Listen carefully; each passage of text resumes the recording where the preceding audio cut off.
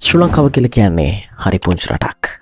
ඉතින් අම්මේ තාත්තේ සහෝදරයා සහෝදරිය නංගී මල්ලී මේ පුංචි රට ඇතුලේ දහසකුත් සිහින බලාපොරොත්තු තියාගෙන හරි අමාරුවෙන් අවුරුදු 13ක් ඉගෙනගෙන විශ්වවිද්‍යාලයට යන්නේ කොච්චරනම් බලාපොරොත්තු ටිකක් හදවතේ තියාගෙනද? අනාගතය කොච්චරනම් ලස්සනට ගොතන්නද? හැබැයි සමරගමුව විශ්වවිද්‍යාලයේ තාක්ෂණ විෂය ධාරාවට අදාළව තාක්ෂණික ෆැකල්ටියේ ටෙක්නොලොජි ෆැකල්ටියේ සෙකන්ඩ් ඉයර් කොල්ලෙක් සුයිසයිඩ් කරගෙන තියෙනවා කියන කතාව ඔයගොල්ලෝ හැමෝම දන්නවා. මේ සූදානම් වෙන්නේ මම ඒ ගැන හොයාගත්තු කරුණු ටිකක්. ඔයාලා මේ හොයන කරුණු ටිකක් අද මගේ නාලිකාව ඔස්සේ මේ විදිහට අරගෙන එන්න. හරි. අපි ඉක්මනටම යමු කතාවට. මේ තමයි. ඔයාලා අහන්න කැමති. හැබැයි අහන්න ඕන දුක්පර දුක්මුසු අවාසනාවක් කතාව. එන්න කතාව. චමෝ දිල්ෂාන් the presenter. කතාව පටන් ගන්න කලින් චමෝ දිල්ෂාන් presenter YouTube නාලිකාව තමා subscribe කරලා නැත්නම් මේ වගේ කරුණු දැනගන්න විශේෂ දේවල් අහන්න ඔයත් මාව subscribe කරන්න. මම චමෝත්. කොල්ලගේ නම චරිත්.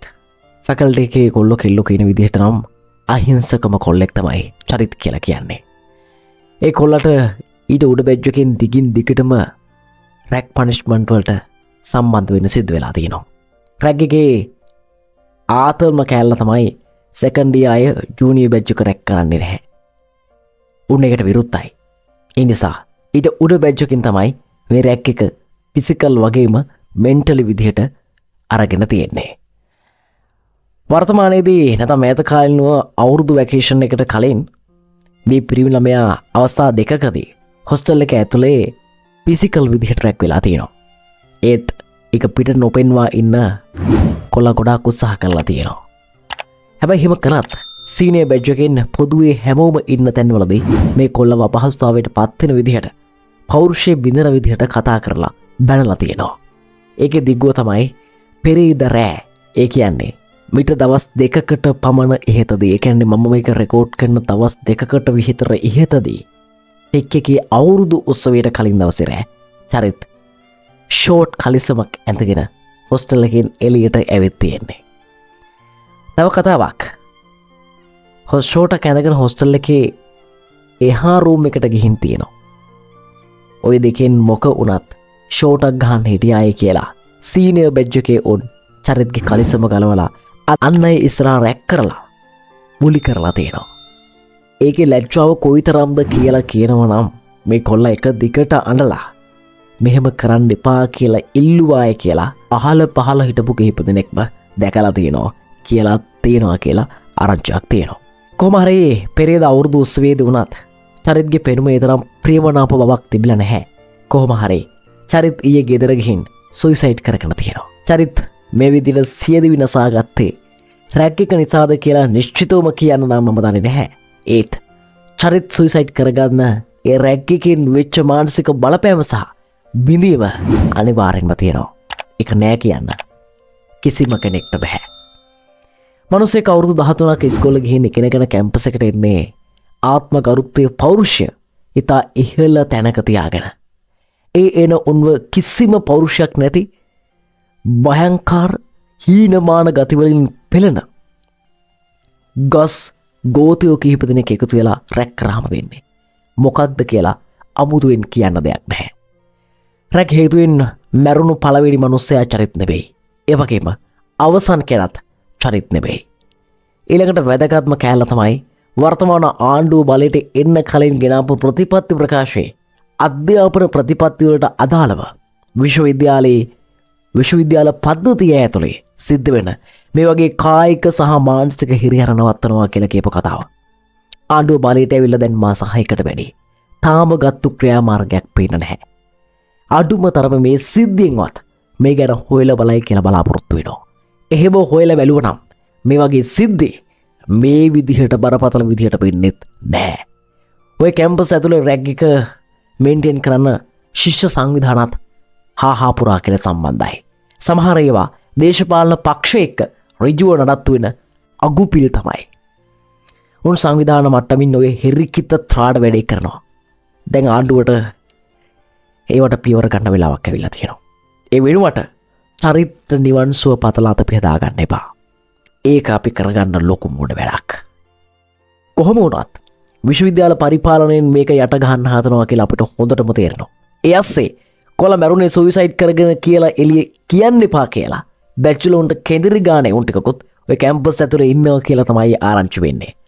අනෙක් අතට හෙට අනිද්දා ඒ කොල්ලට ડિප්‍රෙෂන් තිබ්බා කියලා අරහින් මෙහෙන් ඇහුණත් පුදුම වෙනනම් කාරණයක් නැහැ. අමාරුම නම් පොඩි තොරතුරක් දෙන්නම්.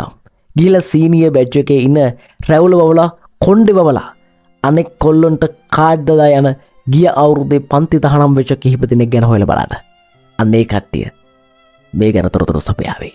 මේ විස්තරය මම අරගෙන ඉන්නේ සමාජ මාධ්‍ය ජාලාවල මුහුණු පොතේ පළවෙනි සටහනකින්. මේ සටහන ගෙනෙන්නේ තීක්ෂණී ප්‍රමෝදයා.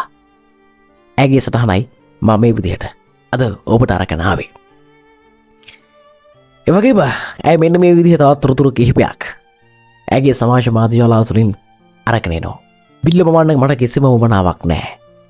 මාත් ඉගෙන ගන්න මේ කැම්පස් එකේ ඇතුළේ ඉන්න ඕන ෆස්ට් ඉයර් සෙකන්ඩ් ඉයර් කොල්ලෙක්ගෙන් අහලා බලන්න මොනවද මේ කැම්පස් එක ඇතුළේ වෙන්නේ කියලා.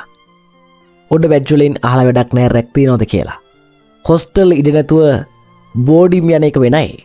ඇතුළේ දෙන ප්‍රෙෂර් එකට බෝඩිම් යන එක වෙනයි. හොඳට හොයලා බලන්න. හැම ෆැකල්ටි එකම සෙකන්ඩ් ඉයර් බැච් එකේ උනත් බහුතරයක් බෝඩිම්ගේ ඇතුළේ නිදහසේ ඉන්න බැරි නිසා මහරෑ දැනුවත් කිරීම මීටිම් අරව මේව දාලා උන් ආතල් ගන්නවා. කොල්ලොන්ගේ හොස්ටල් ඉඩ මදි වුණ නිසා ඔන්ලයින් යවලා ඉතුරු වෙලා ඉන්න ටික දිනාටත් ඉන්න දෙන්නේ නෑ ඇතුලේ ඉන්න අය. මේ කොල්ලට හොද්දටම රැග් එක දුන්නේ මෙහි අවුරුදු උත්සවයට කලින් දවසේ රෑ. ඒ රැග් කරේ ෂෝටක් ඇඳන් කාමරයකින් කාමරයකට මාරුණා කියලා. අපි හැමෝම පෙන්නලා ෆ්ලෝ එකේ හාව් පැන්නුවා. ඌව වෙනම අරන් ඌට හින වදයක් දීලා තියෙන්නේ බාගෙට ඇඳුම් ගලව. පහුවදා අවුරුදු උත්සවයේ දවසෙත් වයිට් කරා. ඊට කලිනුත් මොට පුදුම වදයක් දුන්නේ. ඊට පහුවදා ඌ ගෙහින් එන්නම් කියලා ගෙදර ගියේ. බිල්ලම බන්නවත් කාවත් සුද්ධ කරන්නවත් මට ඕන නැහැ. ඇතුළේ වෙන දේවල් එළිය දැනගන්නයි ඕන.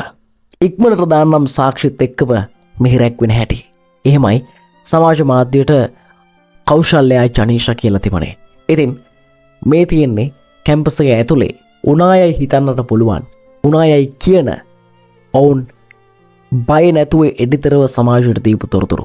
ඒ නිසා ආරාධනා කරනවා හැමෝම මේකට විරෝධයක් ගොඩනගලා එකතු වෙන්න. ශ්‍රී ලංකා පොලිසිය UGC එක අධ්‍යාපන අමාත්‍යාංශය වර්තමාන ආණ්ඩුව මං හිතනවා මේකට දැන් පියවරක් ගන්න හොඳම කාලය තමයි මේක. මේ විදිහට අහිංසක දරුවන්ගේ හීන පොඩි කරලා දාන්න. තවත් ඉගෙන ගන්න අමානුෂික සිත් තියෙන පාපතරයින්ට හැකියාව ලැබෙන්නේ නැහැ. හැමෝමටම අයිතියක් තියෙනවා ඉගෙන ගන්න.